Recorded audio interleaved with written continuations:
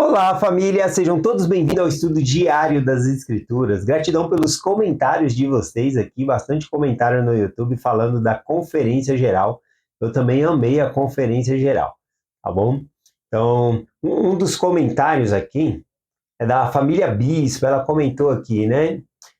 Nunca tinha assistido, voltei, até amanhã, né? Uma brincadeira aqui, sempre tá com a gente aqui. Gratidão pelo compromisso de amanhã estarmos aqui estudando novamente as Escrituras. Esse até amanhã é um compromisso de que todos os dias nós vamos estar estudando aqui. Todos os dias aqui tem uma escritura nova que é da designação do Vem Segue, tá bom? E quem quiser assistir essa aula online, ao vivo, tá bom?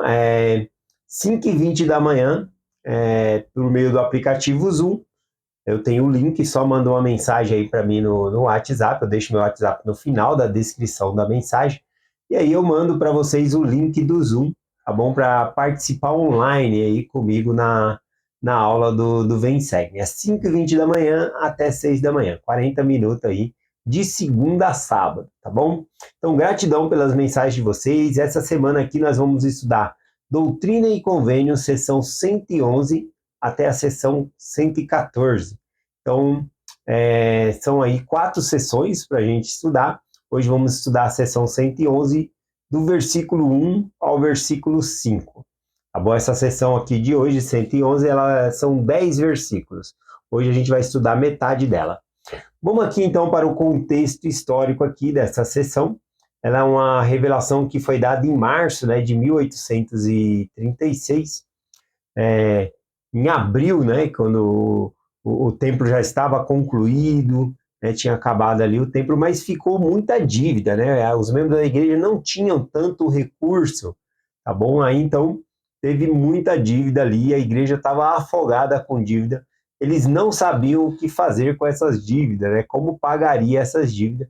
Até que chegou um homem chamado Jonathan Burg, e ele falou que lá em Salem, Massachusetts, existia um tesouro, tá bom? De uma família inglesa, e que dava para recuperar esse tesouro. Então, Joseph Smith, muito bem intencionado, porque ele não estava indo atrás desse tesouro para enriquecer a si mesmo ou coisa assim, mas para saldar as dívidas da igreja. Então, foi um propósito nobre. Ele juntou aqui 4 pessoas e foi até lá para ver se ele conseguia pegar esse tesouro que esse irmão, né, sugeriu, falando, esse tesouro dá para pagar as dívidas da igreja.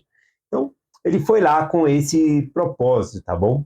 Quem foi com ele, né? Foi Joseph Smith, né, ele mesmo, né, o profeta, foi também Hiram Smith, o irmão dele, foi Sid Higdon e Oliver Cowdery, tá bom? Esses 4 foram para lá, mas chegando lá, eles não encontraram tesouro nenhum, né? E aí, então, aí, quando eles estavam hospedados na casa de um senhor, lá na casa número 90, deixa eu ver o nome da rua aqui, Rua Chester, ou é Shaster, alguma coisa assim, tá bom? Ele estava hospedado lá e ele recebeu essa revelação aqui, a revelação 111.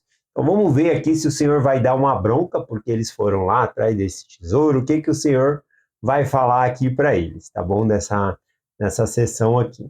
Então vamos lá estudar aqui versículo por versículo dessa sessão e ver o que nós podemos aprender. Vamos lá, versículo 1, o Senhor revelou o seguinte: Eu, Senhor, vosso Deus, não estou descontente com a vossa viagem, apesar de vossa insensatez. Insensatez, né? Eu acredito que essa palavra aqui, né, é uma pessoa que não é sensata, de não terem pensado. Eu acredito que a insensatez deles aqui, talvez tenha sido na questão de não consultar o Senhor. É óbvio, né, que eu acredito que Joseph Smith sempre orava ao Senhor. Eu acredito que para eles irem até Massachusetts, eles oraram a Deus, pedindo que abençoasse a viagem, que eles chegassem lá em segurança, que eles conseguissem encontrar esse tesouro, que eles pudessem sentir como podia ajudar a igreja. Falou das dificuldades da igreja. Provavelmente ele falou de tudo isso na oração e foi.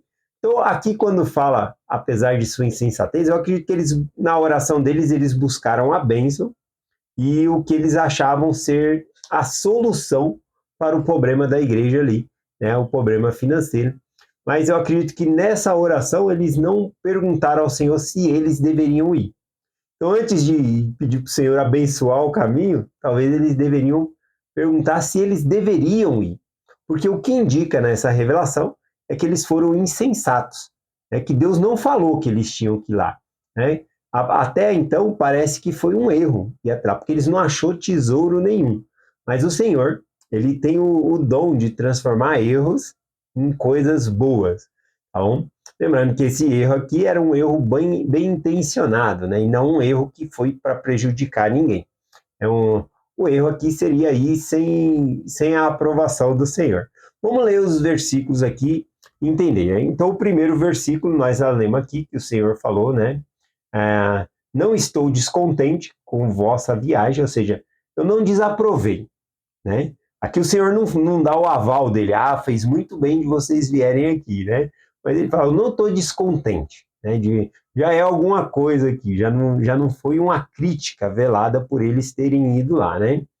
Apesar de vossa insensatez. Aí o Senhor, ele chama a atenção aqui, ó, apesar disso, né?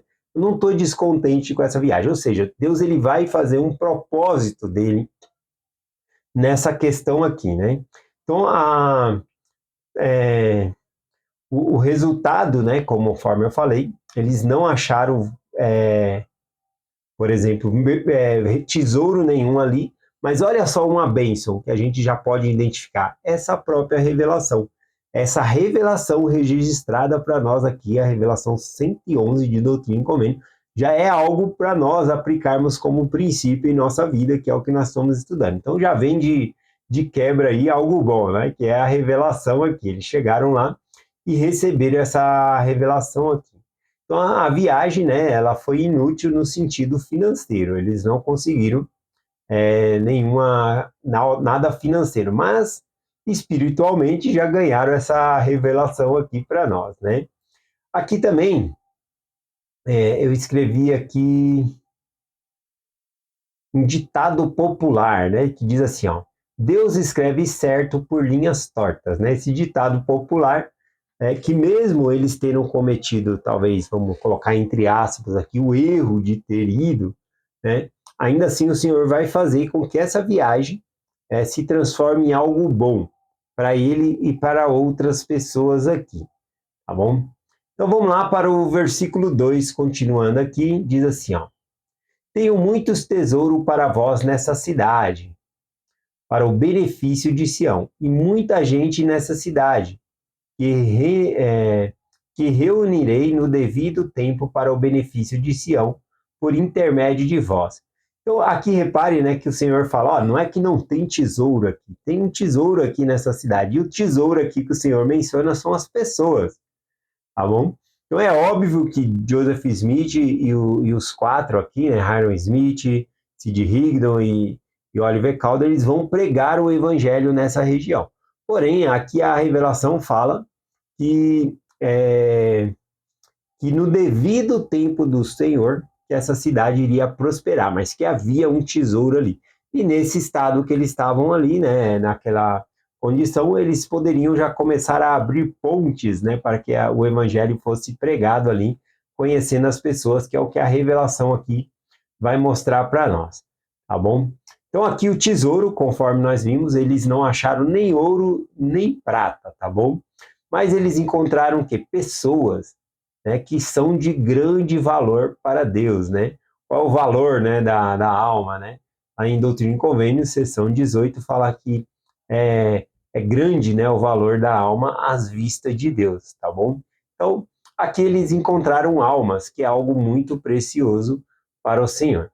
Tesouro, sobre o tesouro, eu marquei aqui Mateus 6, do versículo 19 ao 20, né, que fala sobre não acumuleis tesouro na terra, onde as traças roem, né, e os ladrões minam e roubam, mas juntemos tesouro no céu, tá bom? Onde ladrões não minam e não roubam.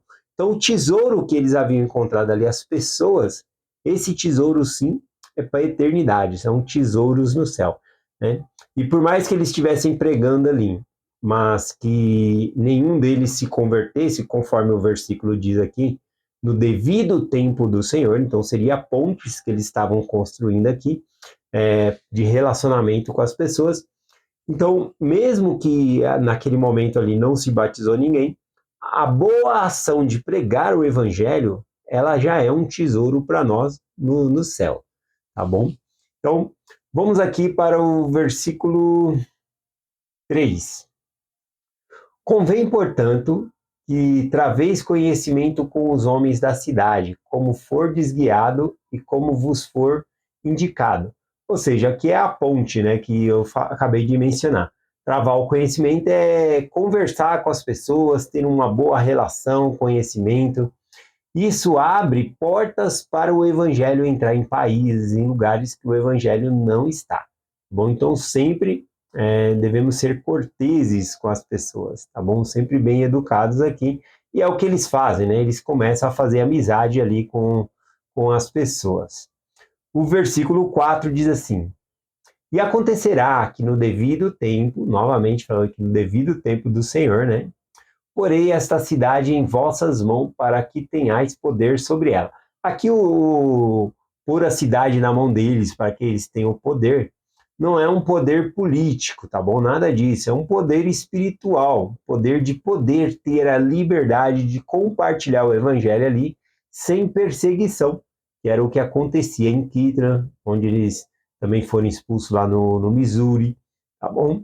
Então, é esse tipo de coisa aqui que ele está falando, né? Que poria a cidade em suas mãos para que tenhais poder sobre ela. De modo que não descubra vossos planos secretos e as suas riquezas que diz a respeito do ouro e da prata será vossa. Aqui, então, ele menciona sobre de modo que não descubram vossos planos secretos. Qual que era o plano secreto aqui que o Senhor está falando? Olha, não é para eles descobrir o plano secreto.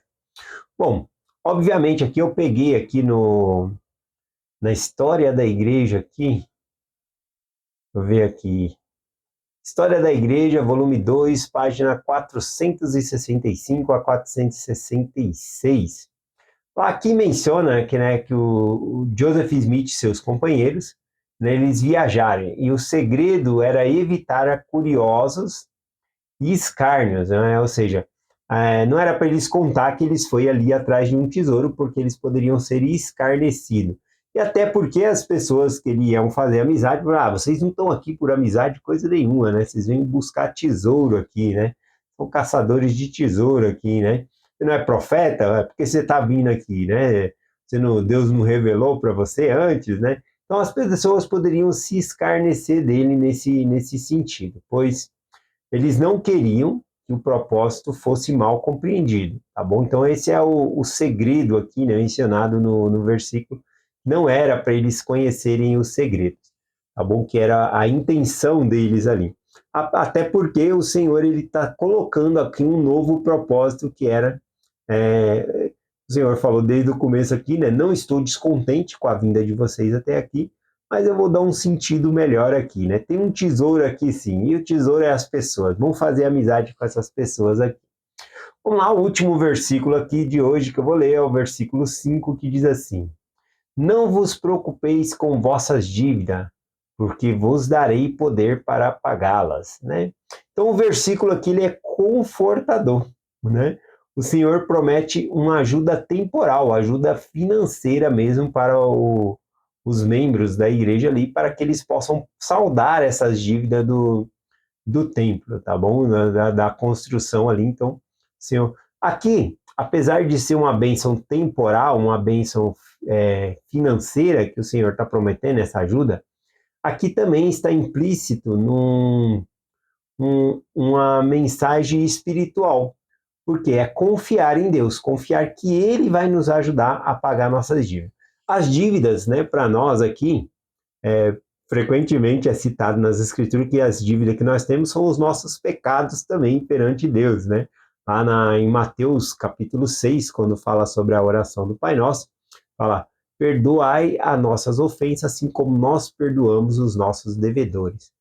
As ofensas que nós causamos a Deus, os pecados, e também devemos perdoar os pecados que outras pessoas fazem, as ofensas que outras pessoas nos fazem. Então, uma das dívidas que nós temos é o pecado. E o Senhor, pela sua infinita misericórdia, pelo seu poder de sua expiação, ele paga pelos nossos pecados também. Né? E para que isso possa ser válido para nós, nós devemos nos arrepender e aceitar o Senhor como nosso Salvador através dos convênios que nós fazemos com as pessoas, que as pessoas fazem com Deus, tá bom? Então é por meio desses convênios. Então aqui ele fala para não preocupar com a dívida, porque eu vos darei poder para pagá-las. Então aqui fica bem explícito, né, que a confiança em Deus, tá bom? Então, não, basicamente não era para eles estarem em Massachusetts procurando por tesouro. Então, o Senhor transforma essa situação em algo benéfico para ajudar futuras gerações a entrar na igreja, que é o que vai acontecer depois. Eles vão enviar missionários ali, tá bom? Para pregar o evangelho.